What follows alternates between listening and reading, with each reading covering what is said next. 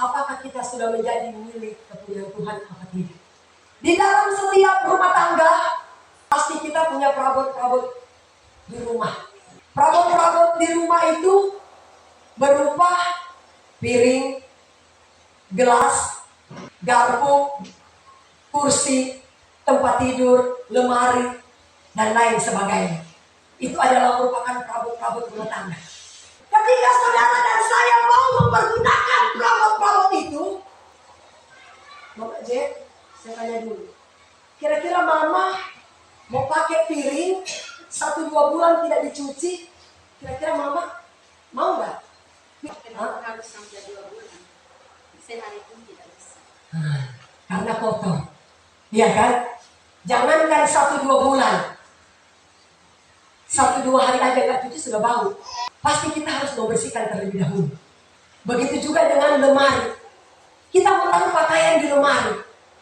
Kalau lemari itu berdebu tanpa dibersihkan, kemudian kita taruh di lemari pakaian kita, pasti pakaian kita akan ikut kotor. Karena lemari kita itu kotor. Demikian juga saudara dan saya. Sebelum Tuhan pakai hidup kita, Alkitab katakan saudara, pertama-tama yang Tuhan lakukan, Dia akan bersihkan kita terlebih dahulu. Saudara dan saya adalah manusia berdosa. Saya juga sebagai hamba Tuhan, saya manusia berdosa. Kita ini sebenarnya jijik di mata Tuhan.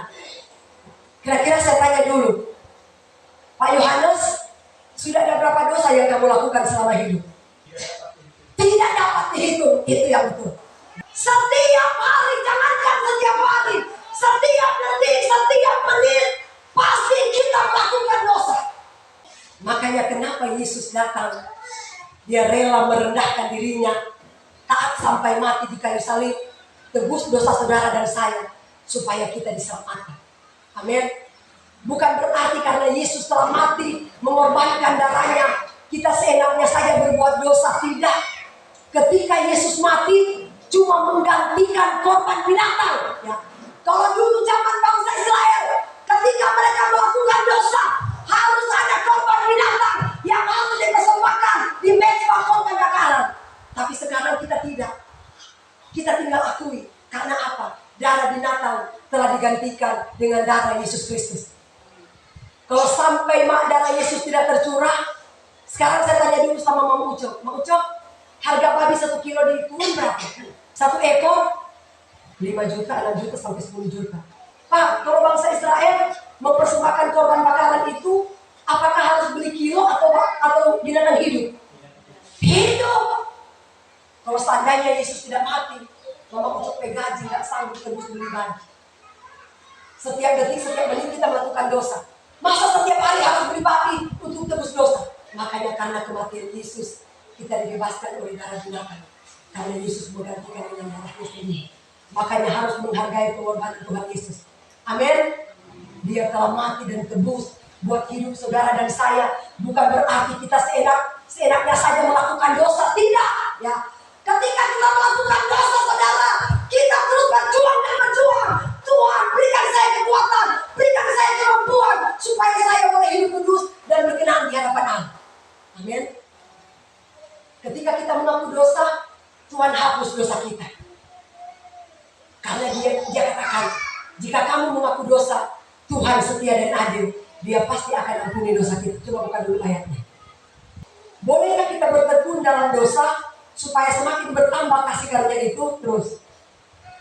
Sekali-kali tidak. Bukankah kita telah mati bagi dosa?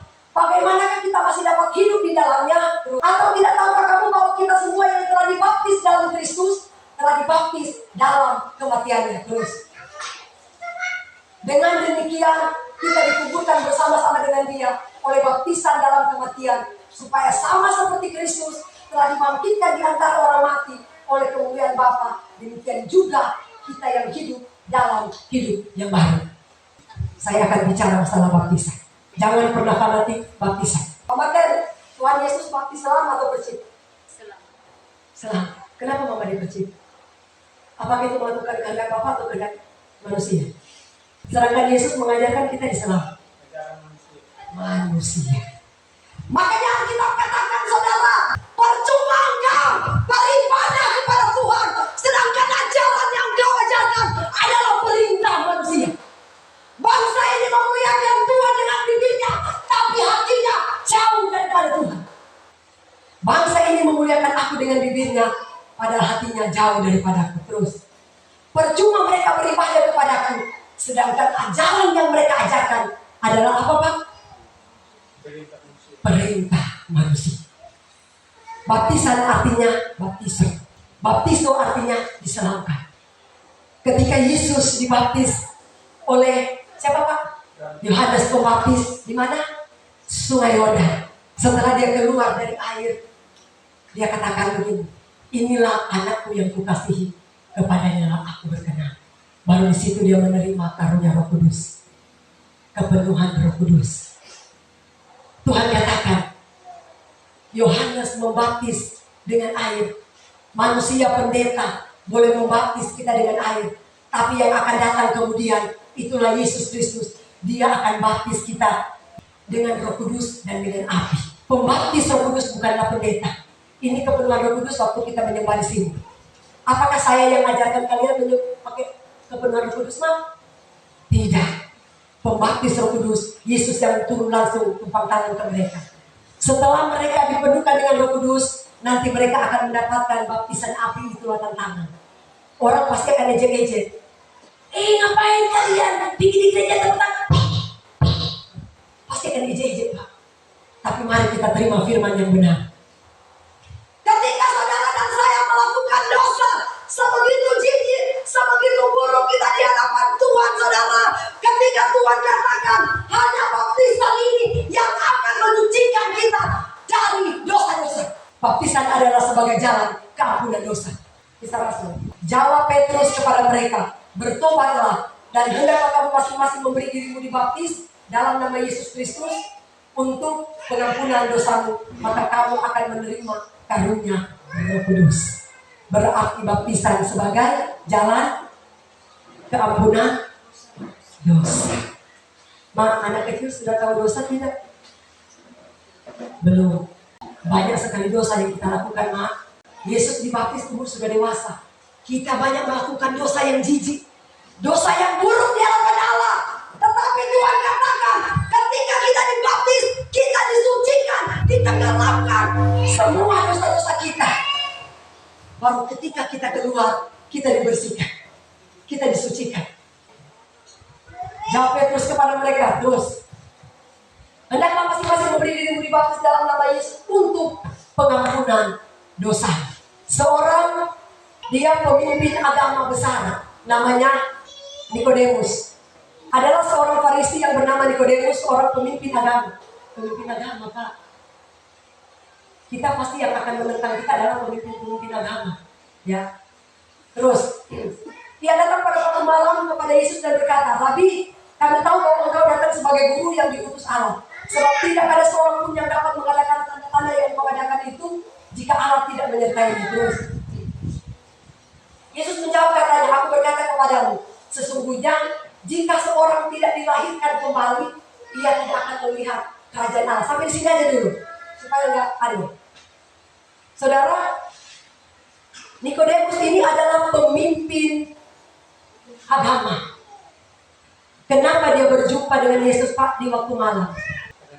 Malu. Biasa kan kita kalau majelis, tapi nanti majelis dia kita mau ketemu dengan ibu pendeta Lendra, selesai saya. Oh, bisa diomongin saya di mana-mana. Oh, selesai pemimpin-pemimpin saya lihat.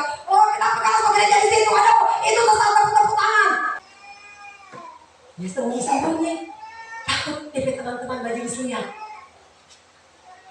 Tuhan, saya mau tanya, bagaimana caranya supaya saya ini bisa masuk dalam kerajaan surga? Tuhan bilang begini, kalau engkau tidak dilahirkan kembali, engkau tidak akan pernah melihat. Melihat sudah bukan masuk, masih melihat. Kalau engkau tidak dilahirkan kembali, engkau tidak akan pernah melihat kerajaan Allah. Terus Nikodemus bilang begini, Tuhan, bagaimana saya mau dilahirkan kembali?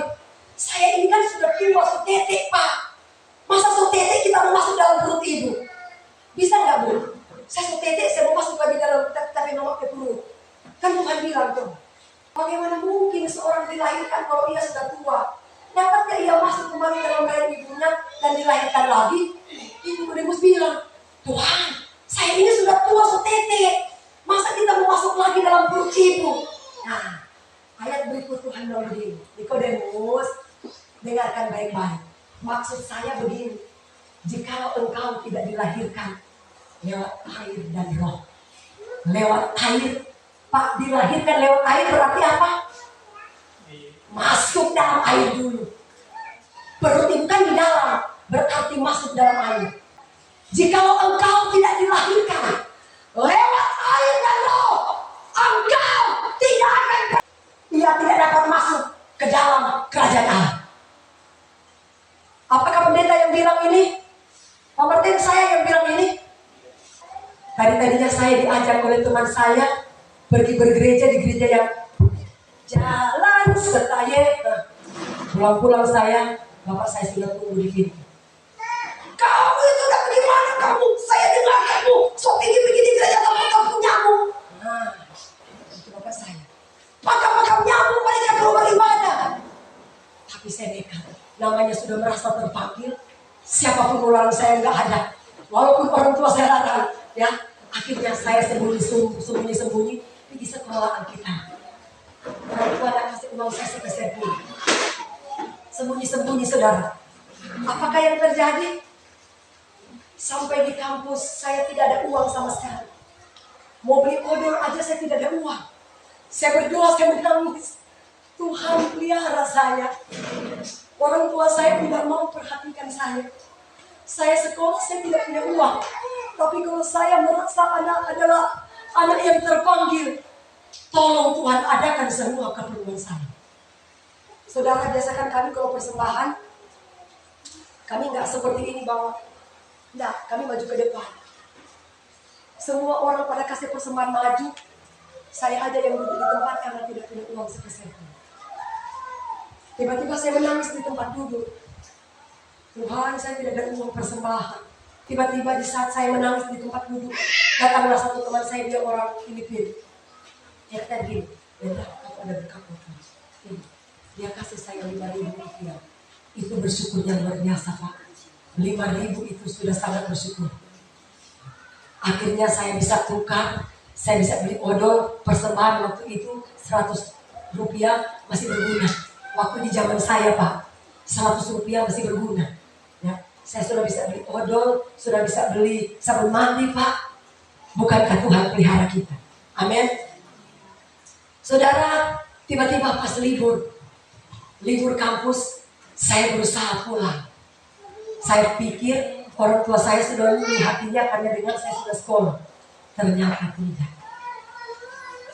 Itu para majelis-majelis datang ke rumah orang tua saya, hakimi bapak saya.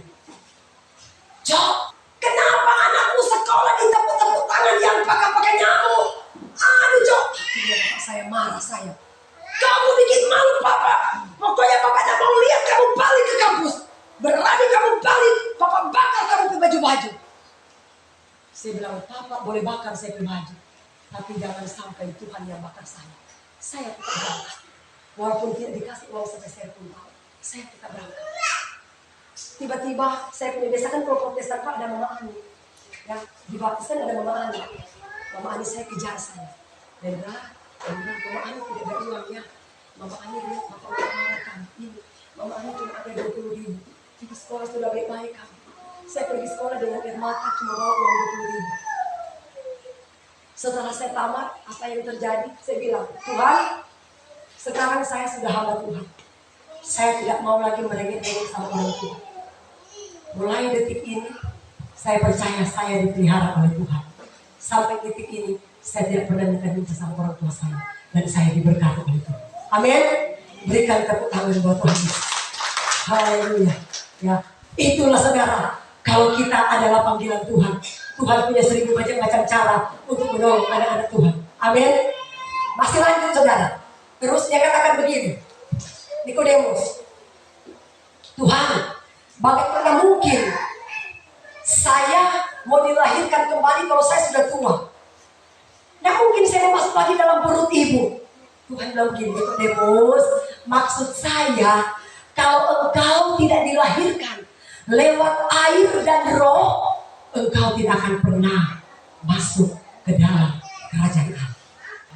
Jika engkau tidak dilahirkan melalui air dan roh, engkau tidak akan pernah melihat atau masuk ke dalam kerajaan Allah. Baptisan yang benar adalah baptisan sesuai dengan kehendak Tuhan, bukan kehendak manusia. Ini berbicara tentang perabot-perabot yang mulia. Saudara dan saya manusia berdosa. Saya tanya, Papa C, sudah berapa dosa yang kamu lakukan selama ini? Jawab dengan jujur. Tidak bisa dihitung. Yesus mati menebus saya. Lewat kolam baptisan dibersihkan oleh darah Yesus. Ingat, sebelum Tuhan memakai saudara dan saya, pertama-tama yang dia lakukan, Pak, dia akan bersihkan kita. Supaya kita boleh menjadi perabot-perabot yang mulia.